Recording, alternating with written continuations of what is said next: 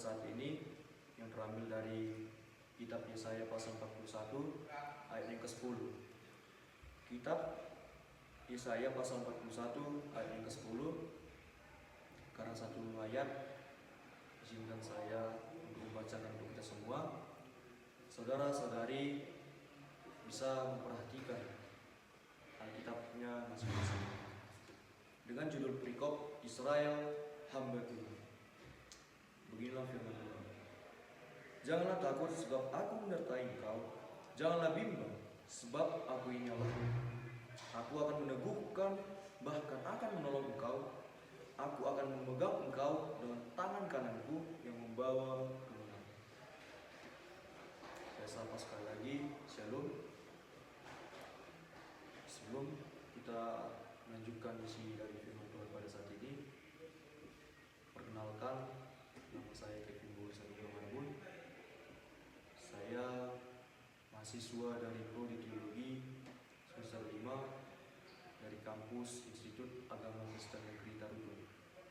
Nama saya Rudi Bulan dan asal saya dari Medan. Demikianlah perkenalan singkat yang boleh saya sampaikan pada saat ini. Untuk perkenalan yang lebih lanjut mungkin bisa selesai ibadah ini. Saudara-saudara terkasih dalam Tuhan, judul yang boleh saya bawakan pada saat ini ialah jangan takut dan jangan bimbang, bersama Yesus kita menang. Berbicara rasa takut dan bimbang, kita pasti pernah merasakannya. Dan itu adalah hal yang wajar bagi manusia. Rasa takut dan bimbang seringkali membuat seseorang tidak bisa fokus dalam menjalani hidupnya. Akibat yang dapat terjadi ialah orang itu bisa menjadi sakit, depresi, dan jika berkelanjutan terus menerus bisa mengalami gangguan jiwa, atau sering kita dengar sebutan orang gila. Kita sebagai orang percaya dan anak-anak Tuhan harus dapat memahami bahwasannya eksistensi Allah ada bagi kita, supaya kita tidak takut dan bimbang lagi di dalam hidup kita.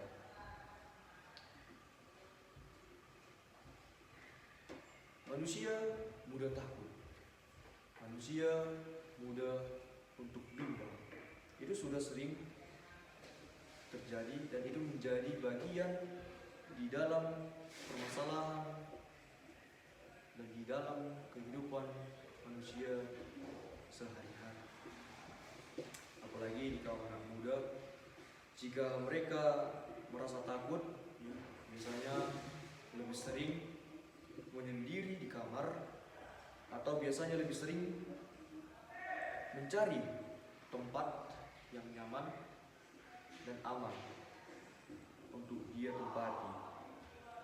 Dan yang paling parahnya, jika sudah tidak tertahankannya lagi rasa takut itu, hal yang bisa dilakukannya ialah bunuh diri. Itu sering kita temukan, seperti pernah ada di tempat asal saya. Kebetulan dia adalah abang kelas saya dulu ketika SMA. Dia adalah mahasiswa Universitas Negeri yang ada di Medan. Dia melakukan bunuh diri, seperti gantung diri di kosnya. Ketika saya mendapat kabar, saya langsung bertanya, kenapa dia bisa melakukan itu? Dan tetangga kosnya mengatakan, nggak terpikirkannya lagi hidupnya, nggak terpikirkannya lagi dunia, atau bisa dikatakan sudah gelap pikirannya. Kenapa hal ini bisa terjadi? Mungkin pada saat itu ia merasa takut, ia merasa bimbang, atau ia mendapat bully dari orang-orang sekelilingnya. Ia takut untuk melawan, ia takut untuk bertindak. Jadi ia mengakhiri hidupnya sendiri karena dia sudah depresi. Begitu. Itulah dulu kisah sedih itu. Mari kita kembali ke firman Tuhan. Saudara-saudara terkasih di dalam Tuhan, di saat kita merasa takut dan bimbang, apapun bisa terjadi. Pikiran kita ini bisa menjadi gelap. Ya, mungkin banyak contoh atau kisah yang terjadi dengan alasan kasus bunuh diri, merusak diri, dan lain sebagainya. Ya, karena banyak di luar sana mungkin yang kita tahu, ya, bermacam-macam alasannya. Nah, ada pertanyaan yang muncul di firman Tuhan saat ini, yaitu apakah rasa takut dan bimbang ini bisa diatasi dan dikalahkan? Saya ingin mengajak saudara-saudari untuk berpikir, ya, tetapi jawablah di dalam hati masing-masing. Bagi saya, jawaban itu tentu bisa, asal ya, kita bisa mengandalkan Tuhan. Kita mengandalkan Tuhan, ya. Sebab ada tertulis di Yohanes pasal 14 ayat 6, Tuhanlah jalan kebenaran dan hidup manusia. Itu Alkitab yang mengatakan, bukan saya. Itu sudah tertulis di Injil Yohanes pasal 14 ayat 6 tadi. Manusia seringkali menganggap hal ini sepele, dan ia sering mengandalkan dirinya sendiri tanpa menganggap Allah itu ada di hidupnya. Di saat manusia merasa takut, ia langsung pasrah. Di saat itu, ia merasa dirinya sudah tidak berguna. Tak apa yang akan dilakukannya. Hal yang paling sering dilakukan adalah melakukan dosa, seperti mabuk-mabukan, merokok, bernarkoba, dan melawan hukum Allah yang lainnya.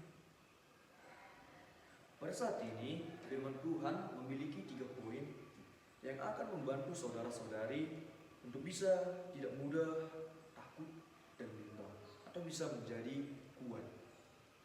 Yang pertama, pernyataan untuk tidak takut. Ini tertulis pada ayat 10a. Janganlah takut, sebab aku menyertai engkau. Bila kita kembali kepada sejarah di Alkitab, kitab Yesaya ini, kala itu bangsa Israel berada di dalam pembuangan di negeri Babel, sehingga mereka terus berdoa meminta pertolongan pada Dia untuk membebaskan mereka dari situ. Allah tidak ingin manusia untuk takut di dalam keadaan ini, tetapi Tuhan ingin manusia untuk menjadi kuat di dalam Dia. Pada ayat 10a ini, Tuhan mengatakan kepada bangsa Israel untuk tidak takut, apalagi bimbang, sebab Ia ada bersama dengan umat Israel yang berada di dalam masa-masa pembuangan di negeri Babel itu. Allah meyakinkan umatnya untuk tidak perlu takut karena kehadirannya yang konstan dan memberi penegasan tentang hubungan pribadi Allah dengan umatnya sebagai Tuhan berkuasa dan setia. Ini bisa kita ambilkan di hati kita masing-masing. Saudara-saudari terkasih di dalam Tuhan, apabila kita merasa takut dan bimbang di dalam hidup ini, ingatlah bahwa Allah menyertai kita di tengah tantangan hidup, memberikan kita keberanian, memberikan kita kekuatan, dan memberikan kita pertolongan. Sama seperti bangsa Israel tadi, mereka sangat takut pada saat itu. Akan tetapi mereka tidak menyerah. Ya, mereka berdoa dan mengandalkan Tuhan. Tidak lebih besar kuasa ketakutan, tidak lebih besar kuasa gelap daripada kuasa Tuhan. Itu jelas adanya. Dan ngarung gunana hamu marmitu marleng marisa marna narkoba, marmiang buru-buru,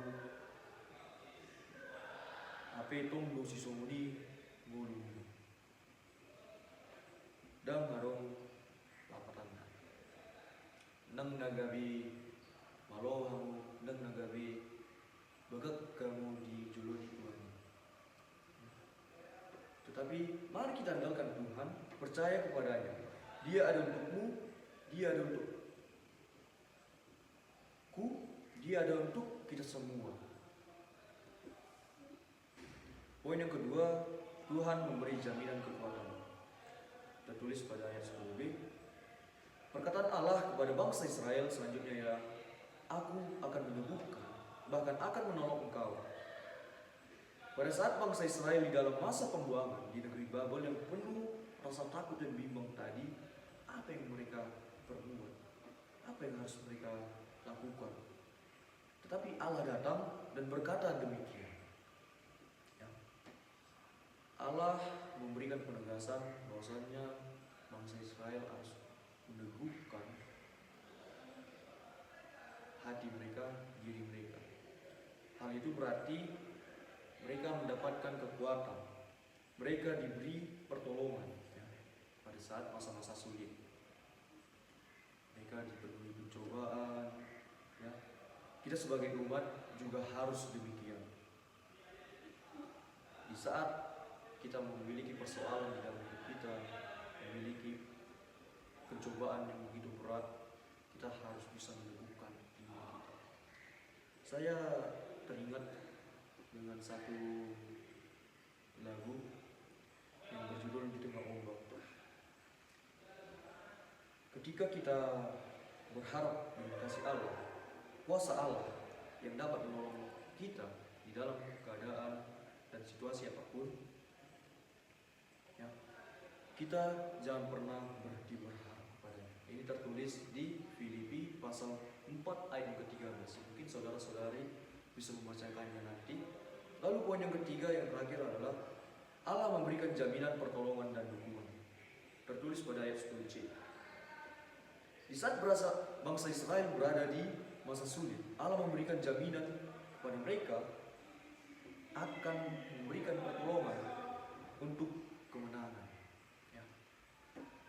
Melalui masa sulit yang dihadapi bangsa Israel, ada janji yang diberikan Allah kepada mereka. Apa itu? Yaitu kemenangan. Allah akan memegang tanganmu dan membawa kamu kepada kemenangan di depan mata. Saudara-saudari terkasih, di dunia ini kita memiliki banyak sekali persoalan, permasalahan, dan konflik kehidupan yang mungkin tidak bisa kita sebutkan atau tidak bisa kita publikasikan. Ya. Tetapi tentang kehidupan yang tatkala membuat diri kita capek, malas, dan ingin menyerah sering terjadi. Tapi melalui firman Tuhan ini, kita diberikan kekuatan akan janji yang datang daripada Allah. Sesuai judul kita tadi, jangan takut dan jangan bimbang, bersama Yesus pasti menang.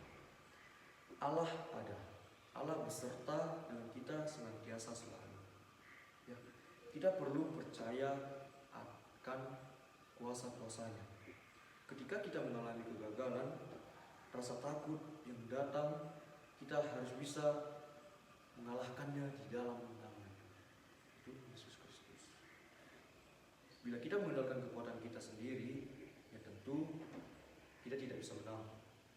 Tetapi sebaliknya, jika kita bisa mengandalkan Tuhan di dalam hidup kita, maka kita akan menang.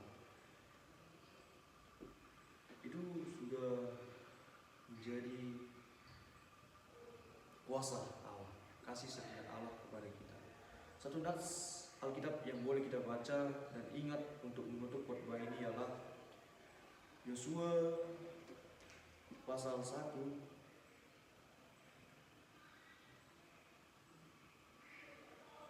ayatnya yang ke-9. Yosua pasal 1 ayat yang ke-9. Demikian pembacaan firman Tuhan. Bukankah telah kuperintahkan kepadamu, kuatkan dan teguhkan hatimu, janganlah kecut dan tawar hati, sebab Tuhan Allahmu menyertai. menyertai engkau kemanapun engkau pergi. Amin.